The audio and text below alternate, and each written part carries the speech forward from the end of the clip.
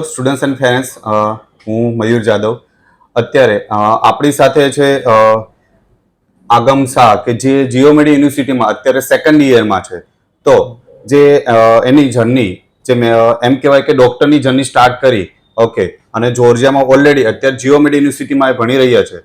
તો એનો આપણો એક્સપિરિયન્સ પૂછે કે મેકિંગ ડોક્ટર્સ દ્વારા એને સર્વિસીસ પ્લસ જીઓમેડી જે સ્ટડી કરો છો તો સ્ટડી પેટર્ન પ્લસ ભણવામાં કેવી રીતની સિસ્ટમ છે એ ખાસ જે નવા સ્ટુડન્ટ્સને ઘણી વખત આ ક્વેશ્ચન હોય છે તો કઈ રીતનું હોય છે?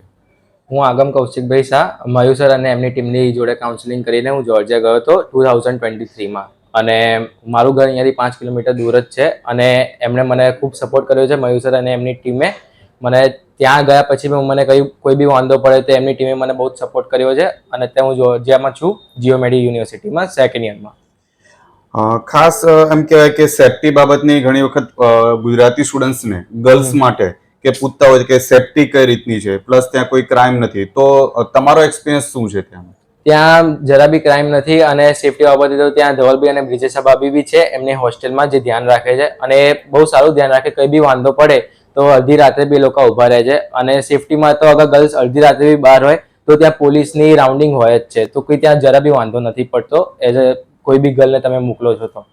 અને ખાસ એજ્યુકેશન જોવા જઈએ તો એજ્યુકેશન તમને કેવું લાગ્યું ઇન્ડિયા અને જોર્જિયા વચ્ચે? ઓકે, કઈ રીતની સિસ્ટમ ત્યાં ભણાવવાની હોય છે? મને જોર્જિયાનું થોડું વધારે સારું લાગ્યું, કેમ કે ઇન્ડિયામાં શું કે એનાટોમી હોય તો તારે એકી સાથે આખું બર્ડન આવી જાય, પણ ત્યાં એવું નથી. ત્યાં તમને સેપરેટ પાર્ટમાં અલગ રીતે ભણાવવામાં આવે છે અને એકદમ ડીપમાં ને જે રીતે તમે હાર્ટ ભણો છો તો તમારે ખાલી હાર્ટ ઉપર જ ફોકસ કરવાનું. ત્યાં તમારે આઈઝ અને નોઝ કંઈ બી નહીં જોવાનું. એટલે તમારે ત્યાં આરામથી તમે બધું જ કરી શકો અને ત્યાં ફેકલ્ટી બી બહુ આઈટમ સપોર્ટિવ હોય છે. અને સેકન્ડ સૌથી વધારે કે ભાઈ ફોરેન કન્ટ્રીઝમાં જતા હોય તો જમવા બાબતે શું કહેશો તમે? ત્યાંનું ફૂડ, એકોમોડેશન? ત્યાં ફૂડ તો એકદમ ગુજરાતી બી મળી રહે છે અને અહીંયા જેવું તો નહીં, પણ ત્યાં તમે ખાઈ બી શકો અને બહુ સારું હોય છે એઝ અ કમ્પેરમાં. તો બીજે બધે ના મળતું એટલું બધું સારું, પણ ત્યાં થોડું સારું મળી રહે છે એટલે એમાં કંઈ વાંધો નથી આવતો.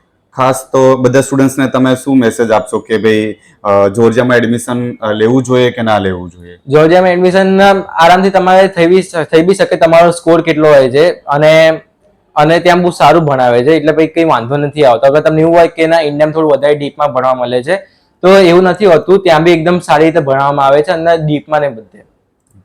Thank you so much. ઘણા સ્ટુડન્ટ્સના જે પણ ક્વેશ્ચન હતા એ ઓલરેડી એનો આન્સર જે આપણા સ્ટુડન્ટ્સ ત્યાં ભણે છે એના રિવ્યુથી મળી ગયેલો છે. ઓકે, તો આજે જ તમારે જીઓમેડી યુનિવર્સિટી જોર્જિયામાં એડમિશન લેવું હોય તો આજે જ સંપર્ક કરો મેકિંગ ડોક્ટર્સ ઓર્ગેનાઇઝેશનનો.